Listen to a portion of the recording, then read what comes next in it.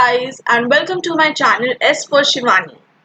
I'm Shivani Saxena, and in this series of videos I am going to tell you step by step how you can learn Excel and take it from the basics to the advanced level by watching these videos. I have worked as a business analyst and therefore I know a lot of tricks which I want to share with you guys, and maybe in whatever you are going to do it during your MBA and even after that, these tips and tricks will be very useful to you. First of all, let me start with introducing you to the interface of Excel. I have Excel 2016, but whatever version you have, the functions are going to be the same. Just that some advanced like Power Pivot or maybe some analytical tools might not be there, but otherwise for the beginners, whatever version you have, you can work with that. Now whatever you're seeing on the screen is known as a workbook, and by default it is labeled as book 1. Towards the bottom of the screen, what you'll see is the first sheet that is activated, and you can add more as per your needs.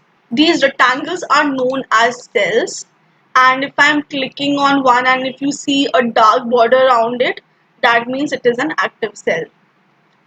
This is known as a title bar. This is the menu bar, what you see here, all these. A particular section of the menu bar, which is like font, alignment, number, this is known as a ribbon.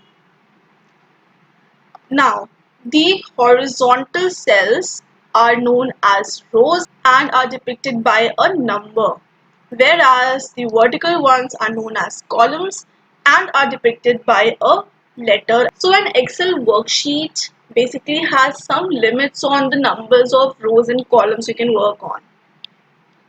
So this you can say is a limitation of Excel. That is why a lot of analytics on big data is done on other softwares like R, Python and SQL.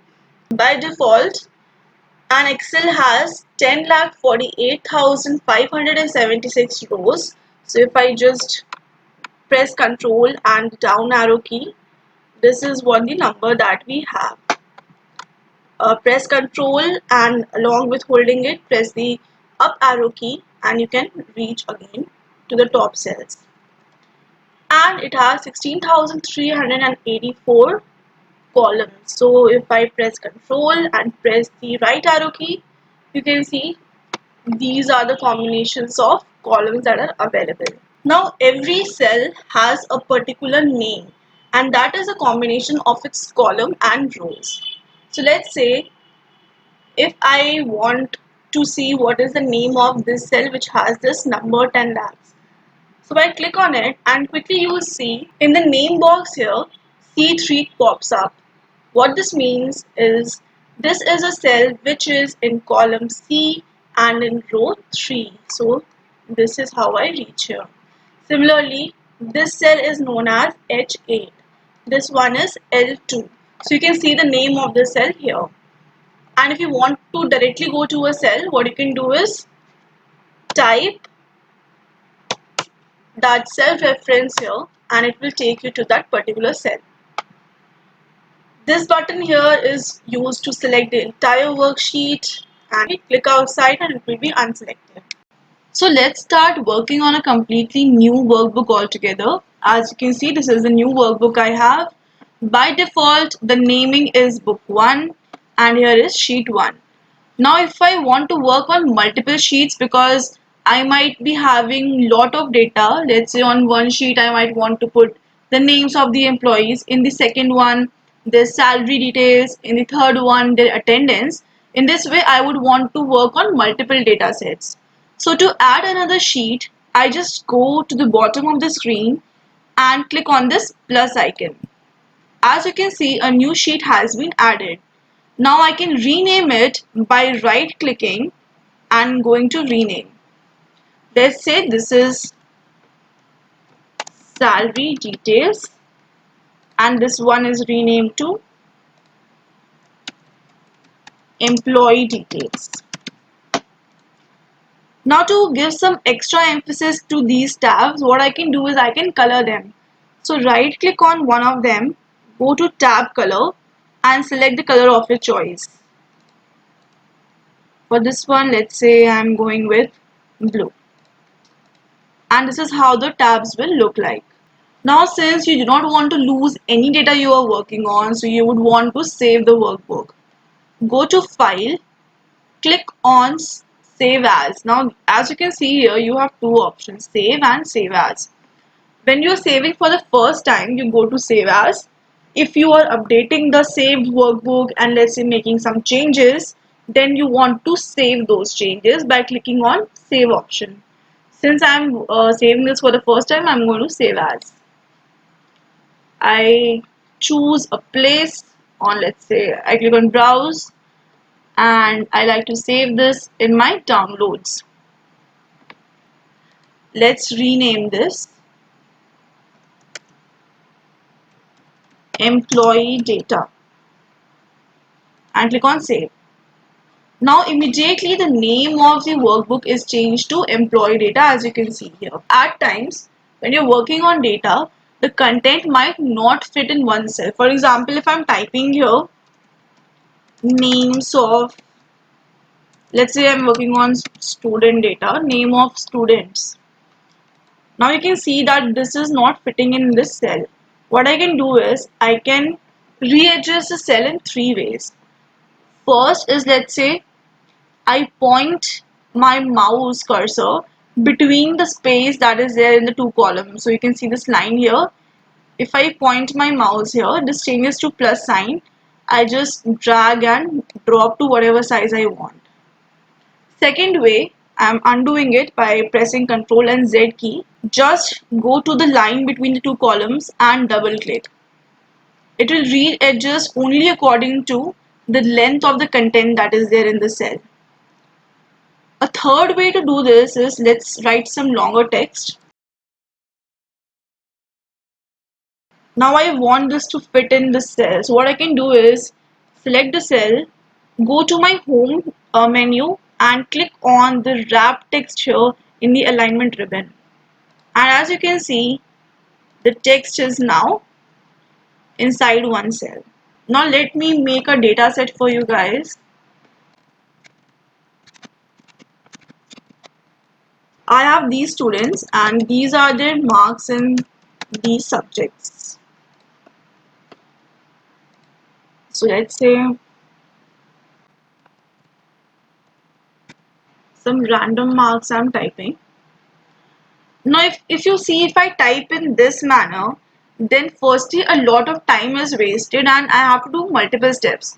So I am typing, then I am using either my mouse or the down arrow key to go to the next cell, then again I am typing, then again going to the down arrow key and or either using my mouse.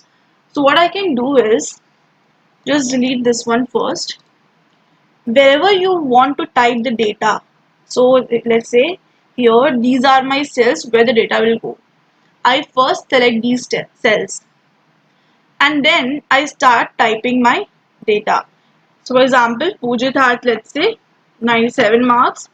So I type 97 and then I press enter key and immediately the next cell, which is under the previous cell, will get activated. And then again I type here and then I press enter and it's gonna get active. Now similarly, this has now moved to another column, which is column D, and I can keep on typing the marks. Press enter and then click outside. In this way, your effort is saved in moving the up and down arrow keys and using the mouse cursor to again type. And when you're working as a business analyst, whatever microseconds you are able to save, you should save because you have a lot of analytics to do. Now let's say if you see the width of these two columns is unequal, I want them to be equal. How can I do that? I select these two columns. In the home menu, I go to format button here in the cells ribbon. Click here. Click on column width. Here I can type, let's say, 10 as the width. Now you can see both the columns are now of equal width.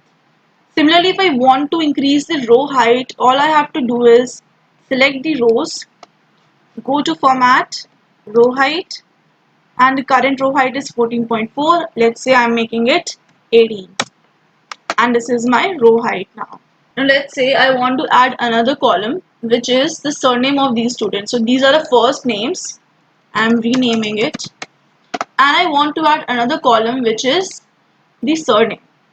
So now remember this, if you want to insert a column between B and C, you have to select column C, and the new column will be added to the left of the selected column.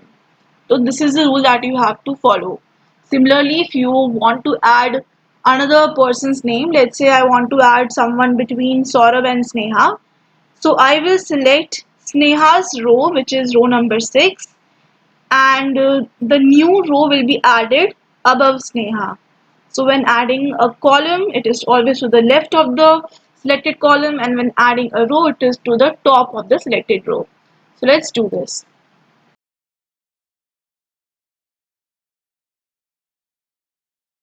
Let me add another row, insert, and the marks. Now if you see, by default, whatever text you are typing, that is left aligned, and whatever numbers there are there, they are right aligned. But you can change the alignment. So let's see how we can make it all in the center alignment. I select the cells, I go to the home menu, and in the alignment ribbon here you can see these are the alignments: align left, align center, and align right. So I'm selecting the center one, and it's done. Now I want to denote these two columns as subjects. So these are basically subjects, and I'm naming the column. But if you're typing it here, it is covered only in one cell. And I want the subject to cover both the two cells. How you can do that? Select the two cells, go to the home menu, under the alignment ribbon, merge in center. And now you can see this has become one cell. Now to beautify it, you can add border by going here and this, like this. You can also color it. So I am selecting the cells and making it blue, white. If you see, all of this is aligned within the cell towards the bottom of the cell. I can make it in the center alignment within the cell as well. So what I have to do is select the cells, alignment tab. The upper three options are for within the cell alignment.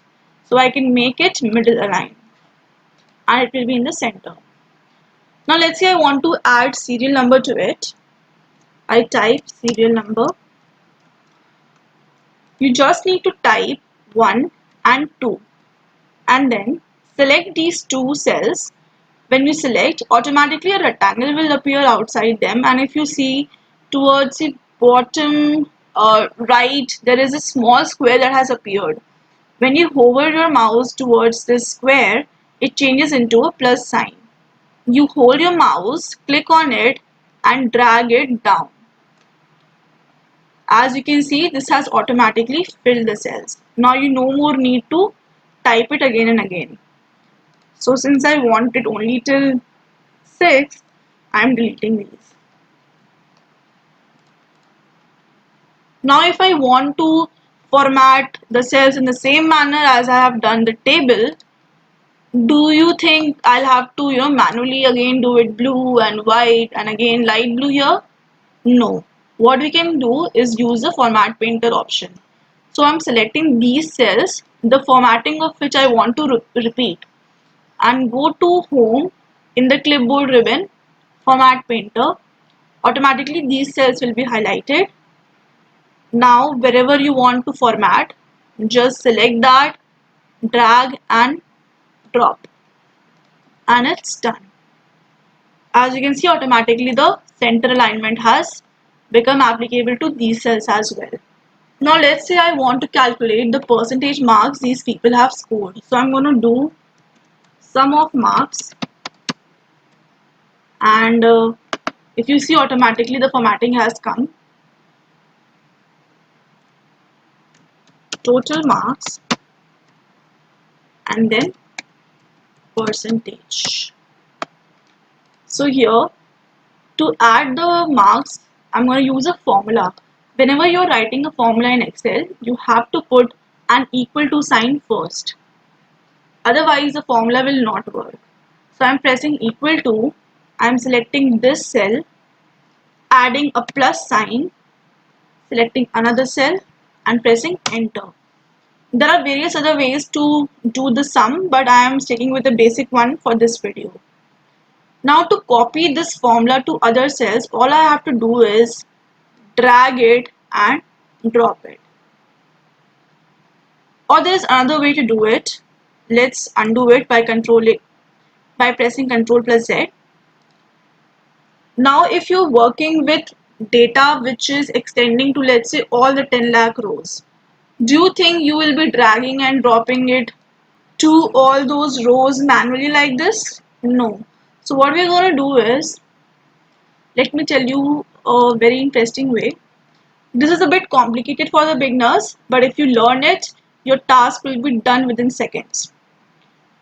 Now, here is my formula. I go to the cell next to the one in which the formula is there. I press Control and down arrow key. Pressing this down arrow key along with Control will make me reach the last cell in this column, which is 78 in this case. Then I press the right arrow key and move towards column F, last cell.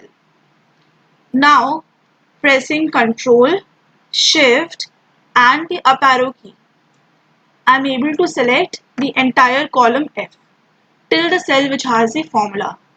And now I press Control and D. D is a shortcut to duplicate whatever formula is there in the first cell. And now you can see the formula has worked and we have the answers. Total marks in this case was 200. Drag and drop. Percentage, to calculate percentage, we have to divide it. Press equal sign, sum, oblique, total marks, and this is the answer we have. Now if I want to format the cells, what I'm going to do, select format painter and do like this. Now I want that, since it's a percentage, it has to be represented in percent form. Select this. In the home menu, go to number and click on this percentage sign here. And it's done. But let's say if there are two people in the class who are securing 93%, who should be that person who is the first rank holder? So I want to go and see the marks up to 2 decimal places. So I press this button here twice and it will show me the marks up to 2 decimal places.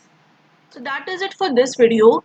More about the important shortcut keys and what more tricks you can use to save time in analytics in the next video. If you like this video, then show your love by actually liking the video and subscribing to my channel.